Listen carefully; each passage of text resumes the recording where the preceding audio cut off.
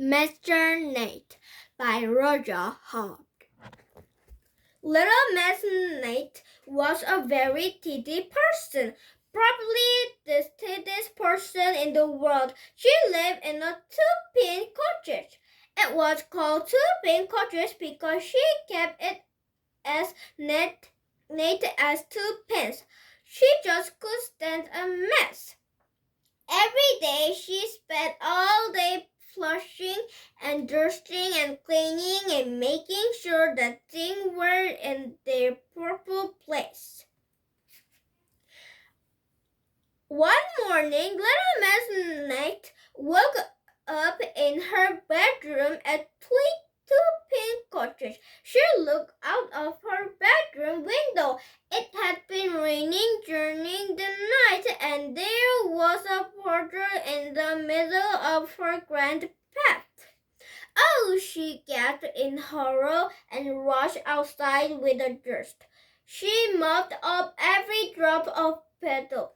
And then she rushed inside and washed the dust, and then she enrolled the dessert, and then she folded the dessert, and then she placed the dessert, and they neatly bagged in a straw. Everything in Two-Pin Cottages had its proper place. Now this story is about the time little Miss Ned went on holiday. She always went away for 1 week every summer. And this year was no different. She spent 2 weeks packing, and then she spent a whole day plushing her suitcase. And then she sat leaving Two-Pin Cottage all spick and span and neat and tidy. Oh, I hope it doesn't get too dirty while I'm away, she thought as she closed the door behind her. But something worse than dirty was going to happen to Two-Pin Cottage. Would you like to know what? Mr. Modley came to tea. He'd written to Mr. Knight to tell her, but being Mr. Modley, he somehow got into a Modley posting to the letter. Actually, what happened was then when Mr. Modley went to the poster, the letter, he had the letter in one hand and a half-eaten sandwich in the other. You can guess what happened, can't you? That's right, he posted a sandwich. He posted cheese sandwich. I'll be nice seeing Mr. Nick again, he chuckled to himself as he walked home. The sandwich is a bit chewy, he thought. It was the day after Mr. Ned left that Mr. Mother arrived. He walked up the grand path of Two-Pin Cottage and knocked at the door.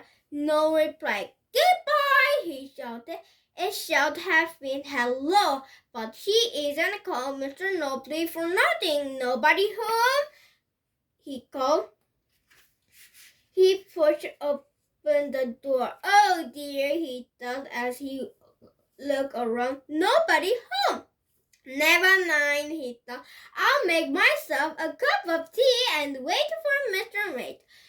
So he went into the kitchen of Two-Pin Cottage, made himself a cup of tea and went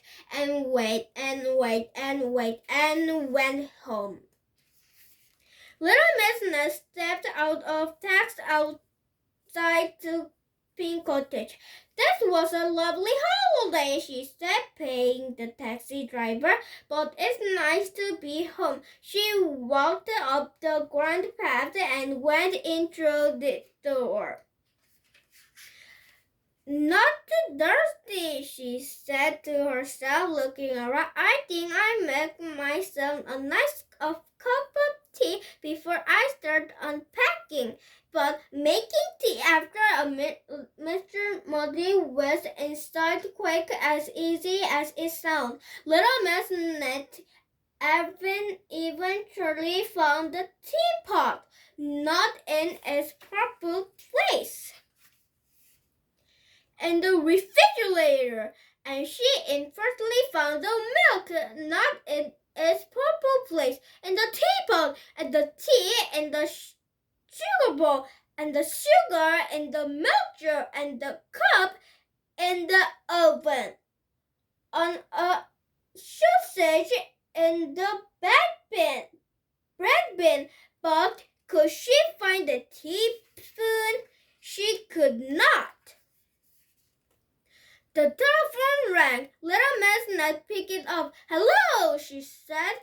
At the other end of the line, Mr. Muddle suddenly realized he was holding the telephone the wrong way round.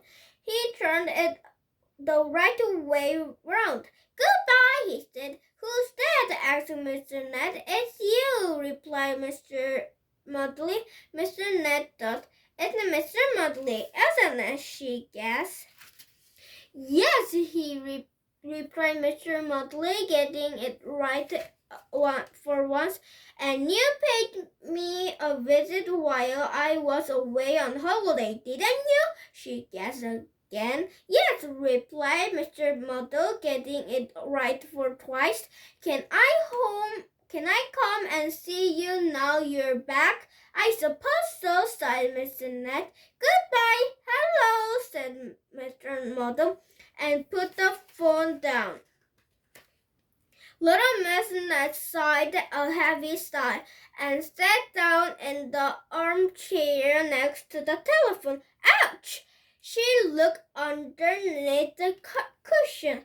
There were all her teaspoons, a knife, a fork. "I don't think Little Miss Net will be taking a holiday next year. Do you?" That is end of our chapter book. The end.